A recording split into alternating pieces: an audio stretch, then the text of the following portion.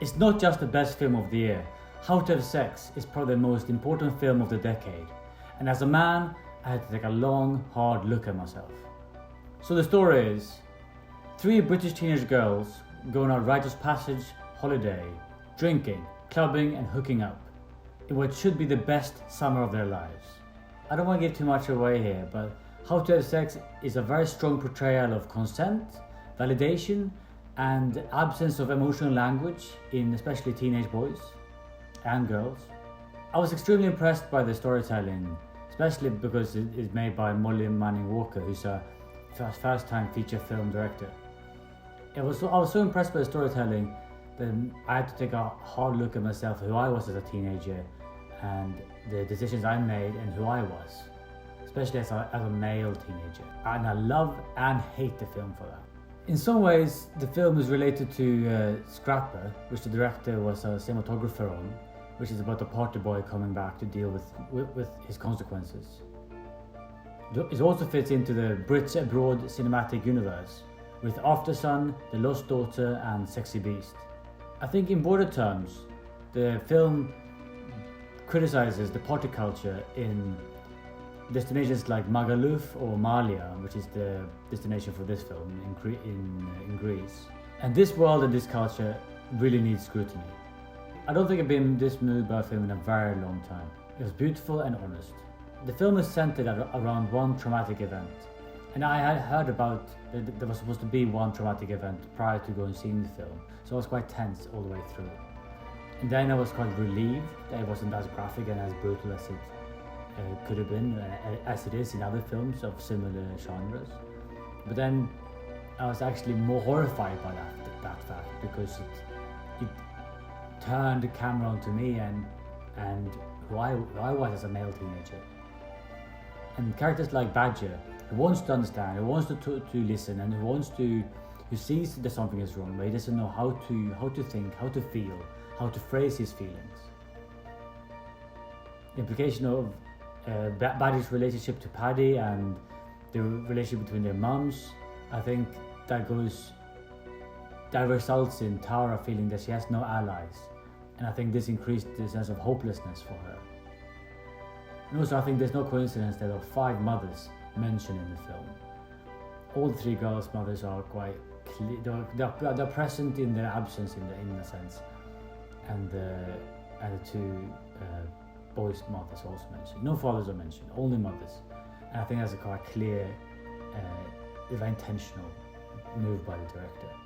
So I think, go back to the hopelessness, I think the film centers around feeling lost in this world, and I was moved to tears by how such a young girl is feeling so pushed out into the world, has to sort out her feelings on her own, and struggles to find tools to do that.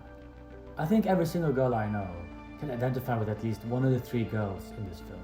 And I think almost every guy I know can identify with one of the 2 central male characters, Badger and Paddy.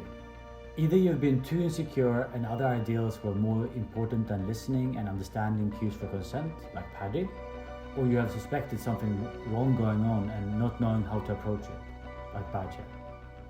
Both of these perspectives are immature in a way, which I think is at the core of the film. Every single character is so young, and the activities and scenarios they find themselves in are so wrong, but they shouldn't have to be. We as a society have created this monster, these party destinations, the ultimate suspension of morality, the devil's theme park. I think the penis-shaped swimming pool was the last nail in the coffin.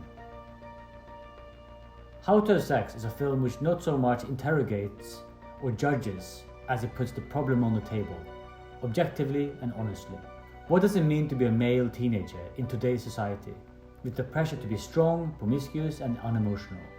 We want to be strong and an alpha male, but also sensitive and understanding. Where are we looking for our validation from? Our peers? Our parents? The coolest guy at the party? I think the film really shows that. Do we need to see brutal, traumatic, graphic scenes to be moved and really feel something? No, the opposite. When the story is so real and subtle, it relates and hits harder because you put yourself in the scenario. I remember clearly the feeling of desperately wanting to have fun and when pleasure and enjoying yourself was the most important thing in the world. When that's the case, it's so easy to lose your sense of your inner compass as you're figuring things out. I think the film also hinges on strong central performances, and it has that, especially by Tara and Badger. I think they carry this film from start to finish. And I felt that also, along with this, it relies on a great script, and it has that as well. Not a single line of dialogue felt out of place. And then just briefly on the craft behind the film, difficult not to mention it because the director is a cinematographer. I think you can tell from every scene is so sharp. Everything needs what needs to be in focus is in focus, and what's blurry is blurry. It's just so precise, and the use of colors is very impressive and very playful and poetic, but not too much. It's very clean and simple, not showy. Again, not stylized or subjective, very objective and honest. Talking about the music, I was worried that the soundtrack and the club scenes would be tempting, exciting, and make you feel like you want to go clubbing, like similar films in the same genre. I think this would have been a detriment to the story and the themes the director wanted to explore. In conclusion, I think I just want to say that this film should be compulsory in-flight viewing on all flights going to these destinations like Ibiza or Magaluf. Sand as a metaphor in the film is great. I mean, it's annoying, it gets in everywhere, and it's almost impossible to get rid of. You carry it with you for a long time. Thank you for watching, see you next week.